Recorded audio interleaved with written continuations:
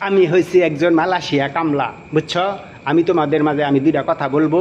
তোমরা অবশ্যই ভিডিওটা যদি আমার ভালো লাগে অবশ্যই একটু লাইক শেয়ার করে এটা আমার একটু সাপোর্ট করো।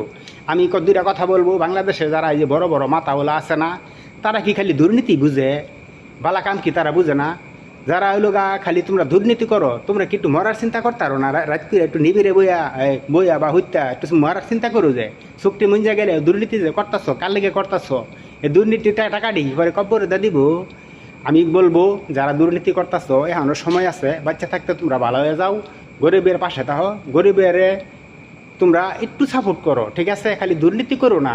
আমার কথা হয়েছে কোনটা, অন্য অন্য কান্ট্রি থেকে যেহেতু বিদেশে গেলে টাকা পয়সা কম লাগে, তোমরা একটু মরার কথা চিন্তা করিয়া বাংলাদেশ থেকে যে কোনো কান্ট্রিতে যা একটু টাকাটা কমায় নিও, ঠিক আছে? কারণ গরিব মানুষ যদি বাঁচে তোমাদেরকে দোয়া করে, তোমরা কিন্তু মরার পরেও কিন্তু শান্তি পাইবা। আর যদি ওই লোক এই যে বেশি মরে করে যদি মনে করো খালি দুর্নীতি করতে থাকো, মরার চিন্তা না করো, মরে গেলে ঠিকই বুঝবা। আমি কি ঠিক কইলাম না? ঠিক কইলাম? বন্ধুরা একটু কমেন্ট করে জানাইও, ঠিক আছে বন্ধুরা?